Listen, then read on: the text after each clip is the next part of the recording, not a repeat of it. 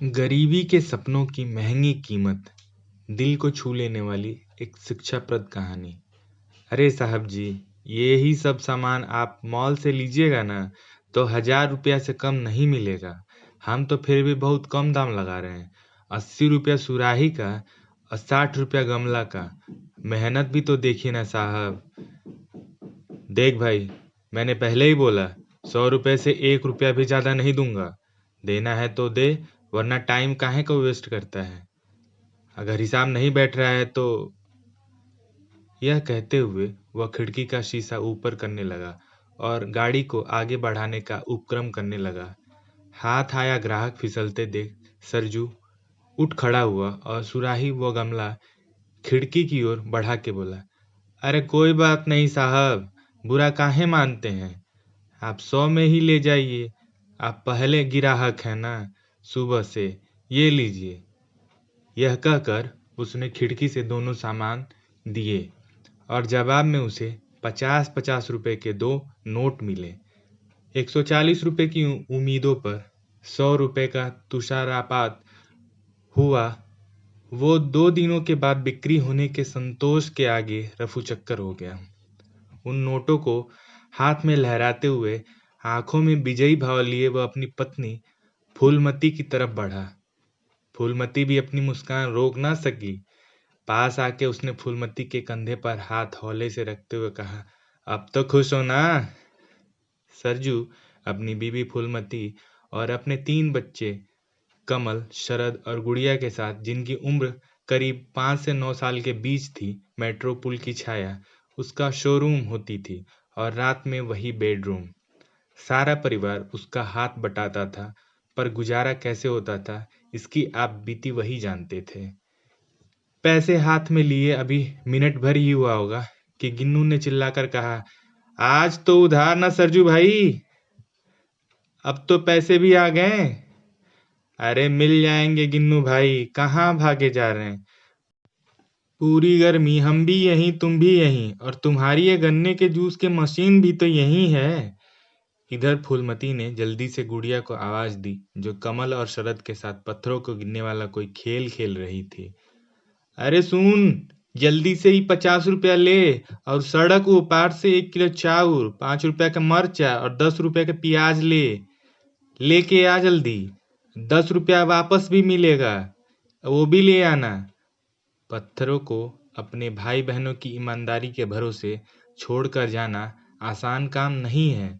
न आसान काम था, पर कोई चारा भी नहीं था, क्योंकि उसकी माताजी बुला रही थी। इसलिए गुड़िया दौड़ते हुए सड़क पार चली गई।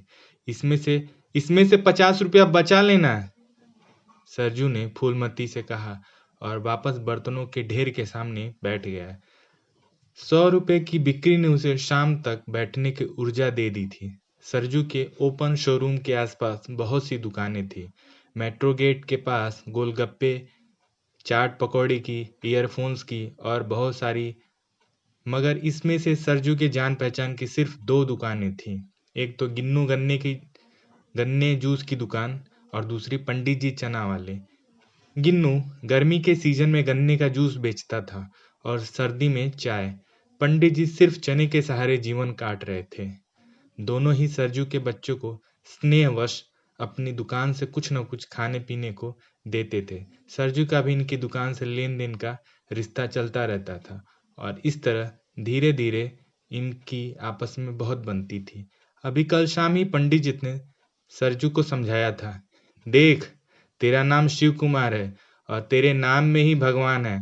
भगवान के बिना ये दुनिया बेकार है, इसलिए उदास ना हो, मेहनत कर, सब ठीक हो जाएगा।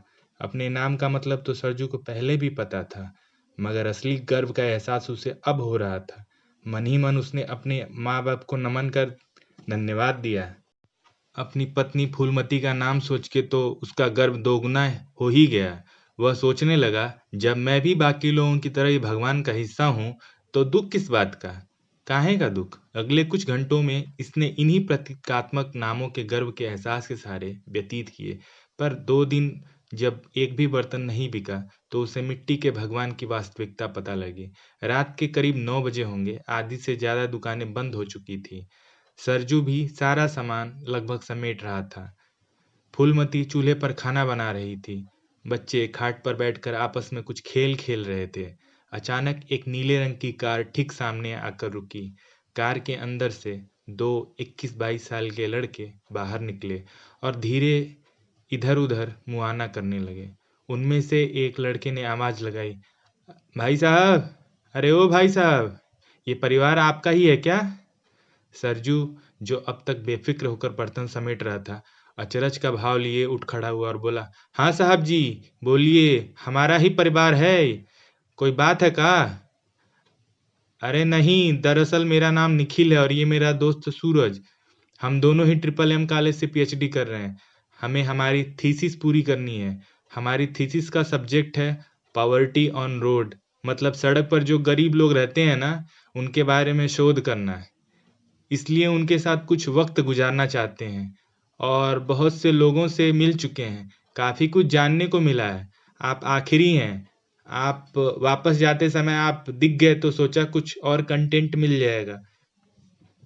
काफ़ी प्रयास करने के बाद भी सरजू को इतनी बातों में से इतना समझ आया कि ये लोग कुछ देर उसके साथ रहेंगे और कुछ लिखेंगे और चले जाएंगे। उसने फूलमती की तरफ देखा। वह भी उसको प्रश्नवाचक निगाहों से देख रही थी, मानो पूछ रही हो, कहीं कछु बखेड़ा तो खड़ा नहीं होगा ना? पर सरजू ने उसे आंखों ही आंखों में निश्चिंत कर मानो जवाब दिया, अरे नहीं, 20-21 साल के लड़के हैं, पढ़ने वाले लगते हैं। अपने मर्द पर भरोसा रख, कुछ नहीं होगा रे। सरजू ने उन दोनों को सिर हिलाकर स्वीकारोक्ति देते हुए खाट पर बैठने का इशारा किया और फिर बचा कुचा बर्तन समेटने चला गया। बच्चों की आंखों में कौतूहल था। निखिल ने इस कौतूहल का सामना स्नेह से किया और मुन्नी के सिर पे हाथ फेरते हुए आवाज दी, अरे वो गन्ना वाले भाई साहब, जरा 7-8 गन्ने का जूस लाइए। मिनटों में गिन्नू हाजिर हुआ और इशारा पाकर सबको जूस देने लगा। गिन्नू को जूस देते वक्त उसे सूरज की आंखों में गर्व का भाव दिखा, मानो सूरज सरजू ऐसा कह रहा हो कि हमारी भी पहचान है ऐसे लोगों से जिनके पास गाड़ी है। 10:30 बज रहे थे। निखिल ने सरजू की रोजमर्रा की जिंदगी के बारे में काफी कुछ जान लिया था। पल पल जिंदा रहने के लिए जो संघर्ष था, उसका भी अनुमान लगा लिया था। सरजू भी अब काफी सहज हो गया था। गाड़ियों के शीशे के पीछे बैठा इंसान अब उसके सामने बैठा था। काफी बातचीत के बाद सरजू ने कहा, साहब, इतना तो पता लग गया कि हमसे जानकारी लेकर उसका आप अपनी पढ़ाई में यूज करेंगे। यह कहानी आपको कैसी लगी? कृपया हमें कमेंट कर जरूर बताएं। इस कहानी का दूसरा भाग जल्द ही आपके सामने आएगा।